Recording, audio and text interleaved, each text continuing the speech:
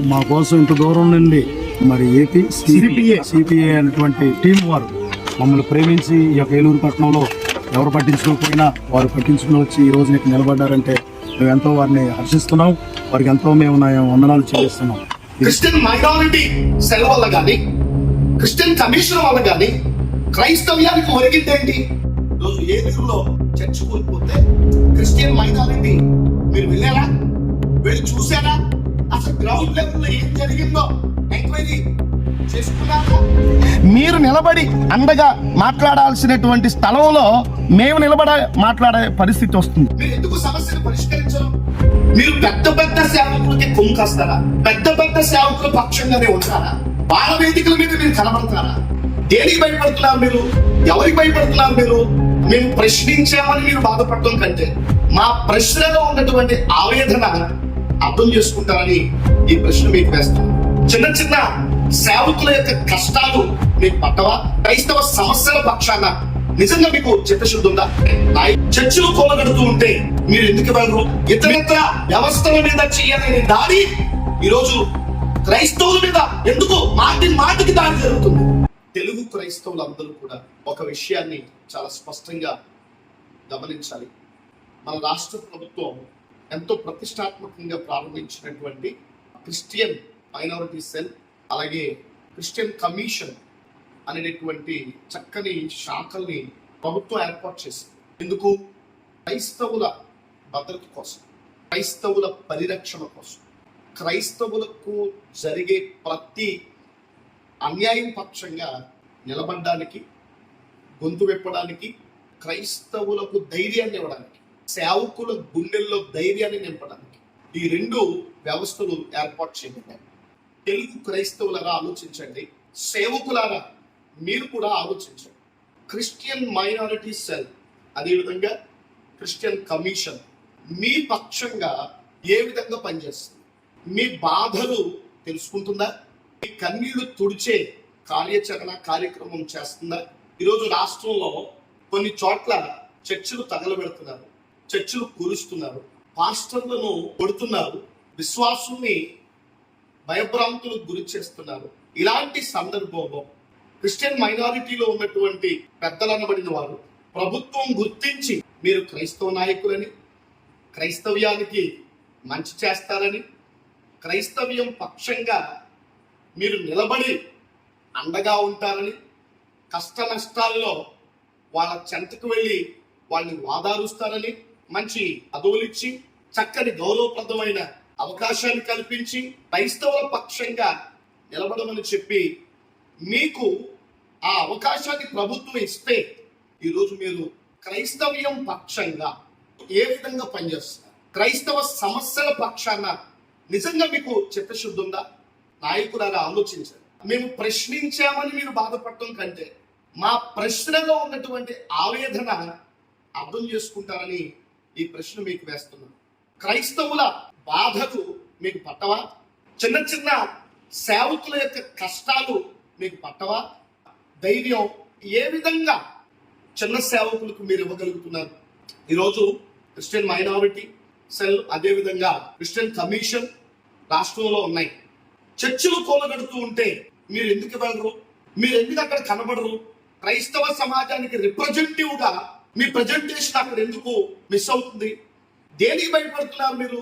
ఎవరికి భయపడుతున్నారు మీరు? క్రైస్తవ సమాజం పక్షంగానే కదా మీరు ఉన్నది. అలాగైనప్పుడు దెబ్బతిన్న బాధపడుతున్న సేవకుడి దగ్గరికి వెళ్ళి ఓదార్చాల్సినటువంటి బాధ్యత మీ మీద ఉంది కదా. ఒకవేళ నిజంగానే మీకు తీరిక లేనంత పనిపాట్లుండి మీరు చాలా బిజీగా ఉంటే కనీసం మీ క్రింద పనిచేస్తున్నటువంటి వారినైనా పంపించి జరిగిన ఇబ్బందులు ఏవైతే ఉన్నాయో, సేవకుడు పడుతున్న బాధ ఏదైతే ఉందో ఆ బాధని ప్రభుత్వం దృష్టికి తీసుకెళ్లేటటువంటి ప్రయత్నం మీరు ఎందుకు చేయరు? మీరు ఎందుకు సమస్యను పరిష్కరించరు? అంటే చిన్న సేవకుల యొక్క కష్టాలు మీ దృష్టిలో కష్టాలు కాదా? మీరు పెద్ద పెద్ద సేవకులకి కొమ్ము కాస్తారా? పెద్ద పెద్ద సేవకుల పక్షంగానే ఉంటారా? వాళ్ళ వేదికల మీద మీరు కనబడతారా? చిన్న సేవకులు మీ దృష్టిలో వాళ్ళ సేవకులు కాదా? వాళ్ళ బాధలు కాదా? వాళ్ళని మీరు పట్టించుకోరా? అలాగైనప్పుడు క్రిస్టియన్ మైనారిటీ సెల్ వల్ల కానీ, క్రిస్టియన్ కమిషన్ వల్ల కానీ క్రైస్తవ్యానికి ఒరిగిందేంటి అంటే పెద్దోళ్ళకి ఒక రకమైనటువంటి సత్కారాలు, చిన్నవాళ్ళకి చిన్న సూపుల, చిన్నవాళ్ళ కన్నీళ్లు తుడిచే కనీస బాధ్యత మీకు లేదా? ఇలా అడిగారని మీరేమి బాధపడాల్సిన అవసరం లేదు. కానీ మీ బాధ్యతను గుర్తు తెచ్చుకో. ఎందుకంటే పదవులు ఈ రోజు ఉంటాయి, ఉండకపోవచ్చు. పదవులు శాశ్వతం కాదు, దేవుని పని శాశ్వతమై.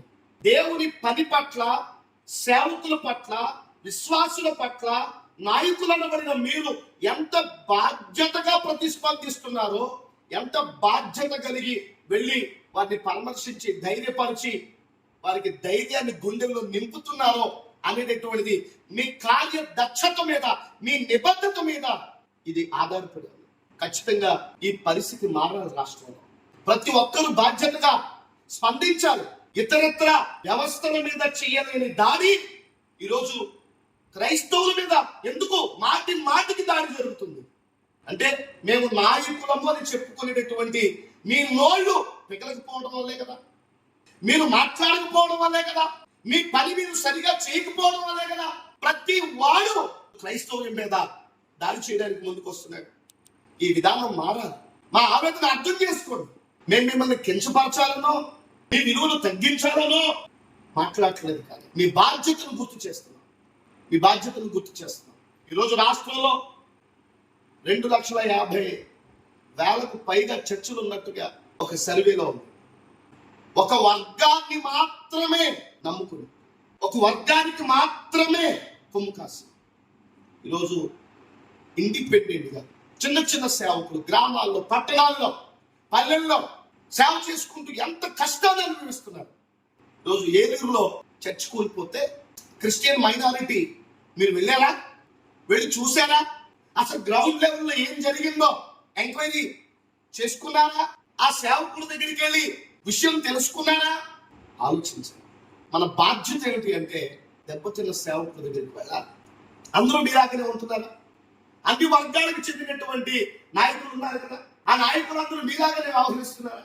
ఆయా వర్గాల్లో, ఆయా పరిస్థితుల్లో ఇబ్బందులు కలిగినప్పుడు వెళ్ళి వాళ్ళ సమస్యలను పరిష్కరించడానికి నాయకత్వం ముందుండట్లేదా? మరి మీరెందుకు ఉండరు? మీరెందుకు రారు? అంటే మీరు క్రైస్తవ్యం పక్షంగా, రిప్రజెంటేటివ్ గా మీరు ఉండట్లేదా? మీ బాధ్యతలు మీరు విఫలమవుతున్నారు కదా. అయితే తెలుగులో దైవజనులు అబ్రహాం గారి పరిస్థితి ఒక్కసారి ఆయన మాటలు వినండి. యావత్ తెలుగు క్రైస్తవ ప్రజలందరికీ కూడా ఒక్కసారి ఆ పాస్టర్స్ ఫెలోషిప్ నాయకుడి యొక్క మాటలు మీరు వినండి. కష్టాలు అనుభవించిన సేవకుడి మాటలు వినండి. ఈ రోజు మన క్రిస్టియన్ మైనారిటీ పనితీరు ఎలా ఉందో, క్రిస్టియన్ కమిషన్ యొక్క పనితీరు ఎలా ఉందో, క్రైస్తవ నాయకులు అని చెప్పుకునేటువంటి వ్యక్తులు క్రైస్తవ్యానికి బలమైన గాయం తగులుతూ ఉంటే, బలమైన దెబ్బలు తగులుతూ ఉంటే, ఒక రకమైనటువంటి భావోద్వేగానికి లోనైనటువంటి పరిస్థితుల్లో తెలుగు క్రైస్తవ్యం ఉంటే నాయకుడిని చెప్పుకునేటటువంటి వాడు సమస్య ఉన్న చోట కనబడకపోవడం ఎంత ఎంత క్రైస్తవ్యం పట్ల ప్రేమ ఉంది, పని పట్ల నిబద్ధత ఉంది. ఈ వీడియో మీరు చూస్తే మీకే అర్థమవుతుంది. అందరికీ ప్రత్యేకించి వందనాలు తెలియజేస్తూ ఉన్నాం. యావత్ తెలుగు క్రైస్తవులందరూ కూడా తెలుసుకోవలసినటువంటి విషయం ఏమిటి అంటే, ఏలూరు జిల్లాగా మార్చబడినటువంటి పట్టణంలో నాగరికంగా చాలా అభివృద్ధి చెందినటువంటి ప్రాంతం ఇది. అలాంటి ప్రాంతంలో, అలాంటి పట్టణంలో వందలాది మంది క్రైస్తవ సేవకులు ఉన్నారు, వేలాది మంది క్రైస్తవ విశ్వాసులు ఉన్నారు. మనం బాధపడవలసింది, సిగ్గుపడవలసింది ఏమిటి అంటే, ఒక చిన్న సేవకుడు మరి ఒక చిన్న ప్రార్థనా మందిరాన్ని వేసుకుంటే, ఆ ప్రార్థనా మందిరాన్ని మరి ఆ మున్సిపల్ అధికారులు ఎటువంటి నోటీస్ అనేటటువంటిది ఇష్యూ చేయకుండా ఈ ప్రార్థనా మందిరాన్ని మరి జేసీపీలు తీసుకొచ్చి కూల్చివేయడం అనేటటువంటిది శోచనీయమైనటువంటి విషయం. మీరు చూస్తున్నారు, ఎక్కడ చూసినా ఈ శిథిలం అయిపోయినటువంటి, ఎట్లా పడితే అట్లా తోసివేసి కనీసం నోటీస్ ఇచ్చి తొలగించాలి అనేటటువంటి స్పృహ కూడా లేనటువంటి యంత్రాంగాన్ని చూస్తూ ఉంటే, ఈరోజు క్రైస్తవ్యం అంటే ప్రభుత్వ అధికారులకి, ప్రభుత్వ యంత్రాంగానికి, చట్ట పరిధిలో పనిచేసేటటువంటి వ్యక్తులకి ఎంత చులకన భావంతో ఉందనేటటువంటిది ఒక్కసారి ఆలోచించండి. మైనారిటీ క్రైస్తవ్యం పక్షంగా నిలబడాలి. ఎందుకంటే ప్రభుత్వం క్రైస్తవుడికి ఉన్నటువంటి ఏదైనా ఒక సమస్య ఉంటే ఆ సమస్య చెప్పుకోవడానికి ఒక చక్కని వ్యవస్థను ఏర్పాటు చేసింది. ఆ వ్యవస్థలో ఉన్నటువంటి పెద్దలుగా పిలువబడేటటువంటి వాళ్ళు కష్టం వచ్చినటువంటి సేవకుడిని దర్శించలేకపోతే, ఆయన పక్షంగా నిలబడలేకపోతే, అసలు ఏం జరిగిందో తెలుసుకోలేకపోతే మాకు న్యాయం చేస్తారు? మీరు ఆ పదవుల్లో ఉండి క్రైస్తవ్యానికి చేసే మేలేంటి? మీరు చేయాల్సిన పని మేము వచ్చి చేయవలసి వస్తుంది. మీరు నిలబడి అండగా మాట్లాడాల్సినటువంటి స్థలంలో మేము మాట్లాడే పరిస్థితి వస్తుంది. ఏ శాఖలోనూ ఏ జాతిలోనూ లేని దౌర్భాగ్యం ఈ క్రైస్తవ్యంలోనే తగలడిపోయింది. ఏంటో అర్థం కావట్లేదు. ఎన్నో ఆర్గనైజేషన్స్ ఉన్నాయి, ఎన్నో సంస్థలు ఉన్నాయి. ఏ సంస్థకి పట్టనట్టుగా ఉండాల్సినటువంటి పరిస్థితి ఎందుకు వచ్చింది? దయచేసి ఈ విధంగానే మనం ఉంటే మనల్ని ఇంకా అణగదొక్కేవారు పుట్టుకొస్తూనే ఉంటారు. మనల్ని ఇంకా బలహీనపరిచేవారు పుట్టుకొస్తూనే ఉంటారు. క్రిస్టియన్ మైనారిటీ అనేటటువంటిది ఏదైతే ఉందో ఆ మైనారిటీ శాఖకు సంబంధించినటువంటి పెద్దలు ఎవరైతే ఉన్నారో వాళ్ళు ఖచ్చితంగా బాధితుల పక్షంగా నిలబడాలి. వచ్చి చూడాలి, ఇక్కడ సమస్యను చూడాలి, వెళ్ళి అధికారుల దగ్గర మాట్లాడాలి. మీరు ఎందుకు ఆ పని ఇవ్వాల్సి వచ్చిందని చెప్పేసి మీరు నిలదీయాలి. క్రిస్టియన్ మైనారిటీలో కానీ క్రిస్టియన్ సెల్లో కానీ లేకపోతే క్రైస్తవ సమస్యలు కుప్పలు తెప్పలుగా అలాగే పడుంటాయి తప్ప ఏ క్రైస్తవుడికి సమాజంలో మేలు జరగదు. మమ్మల్ని చంపేసినా మీరు నోరు తెరవరు, మందిరాలు కూల్చేసినా మీరు నోరు తెరవరు, మేము ఇబ్బంది పడుతున్నా మీరు నోరు తెరవరు, పదవులు మాత్రం అనుభవిస్తూ ఉంటారా? ఇది ఎంతవరకు సమంజసమైనటువంటి విషయం? ఎక్కడైనా ఏదైనా ఒక చిన్న గుడిసె లాంటి టెంపుల్ మీద ఇలా దాడి చేయమనండి, ప్రభుత్వాధికారులు ఇలా దాడి చేయమనండి, ఇలా కూల్చేయమనండి. ఈరోజు ఆలోచించాలి. క్రైస్తవ్యాన్నే మతోన్మాదులు కానివ్వండి, క్రైస్తవ్యం అంటే ఇష్టం లేనటువంటి వ్యక్తులు కానివ్వండి దాడి చేస్తున్నారు అంటే క్రైస్తవుల పక్షంగా నిలబడేటటువంటి బలమైన నాయకత్వం లేదనే ప్రతి ఒక్కరికి కూడా అలుసైపోయింది. ఈరోజు అబ్రహాం గారు కొన్ని సంవత్సరాలుగా ఈ ప్రాంతంలో దేవుని సేవ చేసుకుంటున్నారు. దైవజనులు కూడా ఈ విషయం మీద దృష్టి పెట్టాలి. ఎందుకంటే ఒక్క చిన్న కాకి చచ్చిందంటే మొత్తం కాకులన్నీ ఏకం అవుతాయి. ఒక చిన్న పాస్టర్ గారు ఇబ్బంది పడ్డాడంటే, ఎంత ఇబ్బందికరమైన పరిస్థితులు ఆయన ఉన్నాడు అంటే ఎంతమంది వచ్చి పరామర్శించగలిగారు? ఎంతమంది వచ్చి ధైర్యం చెప్పగలిగారు? ఎంతమంది వచ్చి మేము ఉన్నాం, నువ్వు భయపడవద్దు అని చెప్పి చేయూతనివ్వగలిగారు? మంచి సమరయుడు చేసిన పని ఏంటి? దెబ్బలతో పడున్నటువంటి వ్యక్తి దగ్గరికి వెళ్ళి అతన్ని పరామర్శించలేదా? అతనికి అవసరమైనటువంటి సహకారాన్ని అందించలేదా?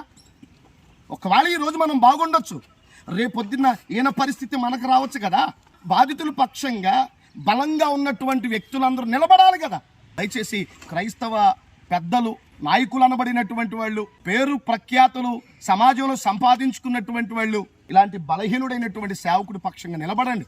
ఆయన పరిస్థితి చూస్తూ ఉంటే కనీసం నా మోటార్ సైకిల్కి 100 రూపాయలు పెట్టి పెట్రోల్ కొట్టించుకోవడానికి కూడా డబ్బులు లేని పరిస్థితి అయిపోయింది. నా మందిరాన్ని 2 సార్లు కూల్చివేశారు, ఇదిగో దీన్ని బాగు చేయించుకోవాలంటే కూడా నా దగ్గర డబ్బులు లేవని ఎంతో బాధపడ్డాడు ఆయన. నేను మరి ముఖ్యంగా డిమాండ్ చేసేది ఏంటంటే, క్రిస్టియన్ మైనారిటీ శాఖలో పెద్దలుగా ఉన్నటువంటి వారు మీ పనితనాన్ని మెరుగుపరుచుకోకపోతే క్రైస్తవ్యం మిమ్మల్ని నమ్మదు. క్రైస్తవ్యానికి మీరు చాలా ద్రోహం చేస్తున్న వ్యక్తులుగా సమాజంలో, సొసైటీలో మిగిలిపోతారు. మీ నాయకత్వంలో ఒక చిన్న సేవకుడు ఆనందంగా ఉండే కార్యాచరణ మొదలు పెట్టండి. క్రైస్తవ్యానికి నేనున్నానని చెప్పి వచ్చి నిలబడండి, మీరు మాట్లాడండి. ఇలాంటి నష్టాన్ని, కష్టాన్ని మీడియా ముందుకు తీసుకెళ్ళండి, సమాజానికి చాటి చెప్పండి, మీ నిబద్ధతను రుజువు చేసుకోండి. యావత్ క్రైస్తవ ప్రజానికం అంతా కూడా హర్షం వ్యక్తం చేస్తారు మీరు చేసే పనులు. కానీ మీరు ఇలాంటి చర్యల్ని చూసి చూడనట్టుగా పోయి మీరు క్రైస్తవ్యంలో ఉన్నటువంటి పదవులు అనుభవించడానికే తప్ప సాధారణ సేవకుడికి కనీసం ఇంత కూడా ఉపయోగపడేటటువంటి విధంగా లేకుండా ఉండే మీ విధానానికి సిగ్గుతో మీరు తలదించుకోవాలి. ఖచ్చితంగా సిగ్గుతో తలదించుకోవాలి. మీరు క్రైస్తవ్యానికి ఏం మేలు చేస్తున్నారు నాయకులని చెప్పుకొని. ఈరోజు నేను ప్రశ్నిస్తా ఉన్నాను ఏపీసీపీఏ తరఫున. ఖచ్చితంగా క్రిస్టియన్ మైనారిటీని, క్రిస్టియన్ సెల్ నేను ప్రశ్నిస్తూ ఉన్నాను. మీ దగ్గర ఎన్ని సమస్యలు కుప్పలు తెప్పలుగా ఉన్నాయి, మీరు ఎందుకు న్యాయం చేయరు? మీరెందుకు క్రైస్తవ్యం పక్షంగా బలమైనటువంటి ఆధారంగా మీరు ఎందుకు ఉండరు? మీరు ఉండలేనప్పుడు, మీరు పని చేయలేనప్పుడు మీకు పదవులు ఎందుకు? మాలాంటి చిన్న చిన్న సేవకుల యొక్క జీవితాలు ఆగవాగమైపోతున్నాయి. ఇంకెవరి పక్షంగా మీరు పనిచేస్తారు? ఈరోజు ఈ రాష్ట్రంలో 2,50,000 మందిరాలు ఉన్నాయి. అంతటి ఉన్నతమైనటువంటి పరిచర్య విధానానికి ప్రభుత్వ పక్షంగా నాయకులని చెప్పుకుంటున్నారు కదా. అలాంటి క్రైస్తవ్యానికి మీరు ఇచ్చే భరోసా ఏంటి? ఈరోజు ఆలోచించండి. మందిరాన్ని కూల్చేసి 5 రోజులైంది. ఎందుకు కూల్చారని చెప్పేసి అడిగి ఆ కూల్చినటువంటి అధికారుల మీద ఏ విధమైనటువంటి చర్యలు మీరు తీసుకున్నారు? మందిరాలను తగలబెట్టేస్తూ ఉంటే అక్కడికి వెళ్ళరు మీరు. విశాఖలో తగలబెట్టినా, లేకపోతే కోనసీమ జిల్లాలో తగలబెట్టినా, లేకపోతే గుంటూరులో పడగొట్టినా, ఇంకో చోట పడగొట్టినా, ఎక్కడికి వెళ్ళరు మీరు, ఎక్కడికి వెళ్ళరు. కానీ పదవులు మాత్రం చక్కగా హ్యాపీగా అనుభవిస్తూ ఉంటారు. పద్ధతి మార్చుకోవాలి. మీరు పని చేయలేకపోతే పని చేసే వాళ్ళకి ఇవ్వండి, వాళ్ళు చేస్తారు. క్రైస్తవ్యం పక్షంగా వాళ్ళు మాట్లాడతారు, వారు కొట్లాడతారు. ఒకవేళ కొట్లాడడానికి మాట్లాడడానికి మీకు ఏమైనా భయాలు ఉన్నాయా? ఒకవేళ మీకు భయాలు ఉంటే తప్పుకోండి. ఎందుకు నాయకులని చెప్పుకుంటారు మీరు? ఇలాంటి అన్యాయం అయిపోతున్నటువంటి సేవకుల పక్షంగా నిలబడండి. క్రైస్తవ్యాన్ని ఉద్ధరించండి. ఈ సొసైటీలో ఉన్నటువంటి కొంతమంది స్వార్థపరులైనటువంటి నాయకుల్ని ఉద్ధరించడానికి పనిచేయొద్దు. క్రైస్తవ్యాన్ని అక్కడ తాకట్టు పెట్టొద్దు. నిబద్ధతతో పనిచేసేటటువంటి నాయకత్వంగా మీరు ఉంటే గనక ఖచ్చితంగా ఇలాంటి అన్యాయం అయిపోతున్న కొంతమంది విశ్వాసులు ప్రార్థన చేసుకోవడానికి కూడా భయపడేటటువంటి సిచ్యువేషన్ని క్రియేట్ చేస్తున్నటువంటి వ్యక్తుల మీద మీరు తీసుకునే చర్యలేంటో ఈ తెలుగు క్రైస్తవులకి మీరు జవాబు చెప్పాలి. మీదే జవాబుదారీతనం, మీరే జవాబు చెప్పుకోవాలి. లేకపోతే మీరు క్రైస్తవ్యానికి తీరని ద్రోహం చేసిన వ్యక్తులుగా చరిత్రలో మిగిలిపోతారు. మీరు తగిన మూల్యం కూడా చెల్లించుకుంటారు. కాబట్టి ఈ విషయంలో ఖచ్చితంగా అబ్రహాం గారికి న్యాయం చేయాలని ఏపీసీపీఏ తరపున ప్రభుత్వ అధికారులు మరి ముఖ్యంగా డిమాండ్ చేస్తూ ఉన్నాం. ఖచ్చితంగా ఏపీసీపీఏ తరపున మరి జరిగినటువంటి అన్యాయానికి సంబంధించినటువంటి విషయంలో మేము అబ్రహాం గారి పక్షంగా నిలబడతాం. ఖచ్చితంగా అధికారుల మీద చర్యలు తీసుకునేటటువంటి వరకు ఖచ్చితంగా మేము ముందుకు వెళ్తాం. అవసరమైతే న్యాయపరమైనటువంటి విధానంలో కూడా ముందుకు వెళ్ళి మరి నోటీస్ ఇవ్వకుండా ఈ చర్చిని కూల్చడానికి కారణమైనటువంటి మరి అధికారుల మీద తగు చర్యలు తీసుకునేటటువంటి విధంగా మేము ముందుకెళ్తామని కూడా ఈ సందర్భంగా తెలియజేస్తూ ఉన్నాం. ఏలూరు పాస్టర్స్ అసోసియేషన్ ప్రెసిడెంట్ గారు జరిగినటువంటి దుశ్చర్యను ఉద్దేశించి క్రైస్తవ మనోభావాల గురించి మాట్లాడతారు. అబ్రహాం గారు సోదరులు ఏలూరు మరి పట్టణంలో పట్టణంలో పరిచయం చేస్తున్నటువంటి మరి సీనియర్ దైవజనులు మరి ఉండి లేక తెలియక ఎంతో కష్టపడనే ఆత్మల రక్షణార్థమై మరి ఈ రీతిగా మందిరం కట్టుకొని ఒక ప్రభు సేవ చేస్తుండగా మరి గిట్టన వారు మరి ఈ లోకంలో అనేకులు మరి వారి మందిరాలు వారికి ఉన్న టెంపుల్లో కనీసం కాలినా ఒప్పుకోరు వాళ్ళు. మరి ఇది క్రైస్తవ సమాజానికి చాలా గొడవలు పెట్టుగా మరి మందిరం కూల్చివేయటం దీన్ని ఖండిస్తున్నాం. మరి దీని రీతిగా మరి క్రైస్తవ పెద్దలుగా ఏలూరు పట్టణంలో అనేక మంది పెద్దలు ఉన్నారు.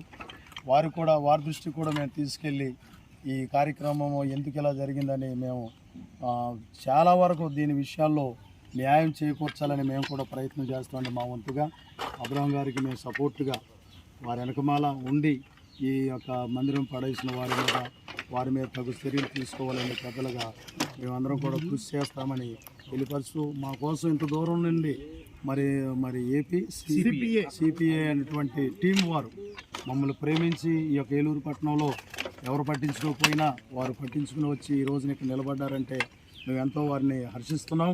వారికి ఎంతో మేము వందనాలు చెల్లిస్తున్నాం. ఈ రీతిగా మేము కూడా శ్రద్ధ తీసుకుని అబ్రహాం గారికి సపోర్ట్గా ఉంటామని ఈ మందిరం ఇలా పడేసినందుకు ఖండిస్తున్నాం.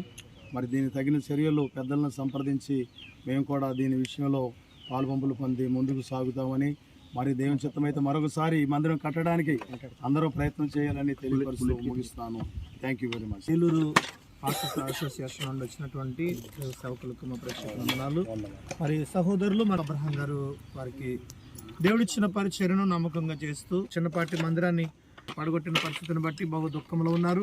వారి కొరకు సేవకులైన వారందరూ కూడా సహకారం అందించాలి. ఈరోజు వీరికి ఇలా జరిగింది, రేపొద్దున మనకు జరగవచ్చు.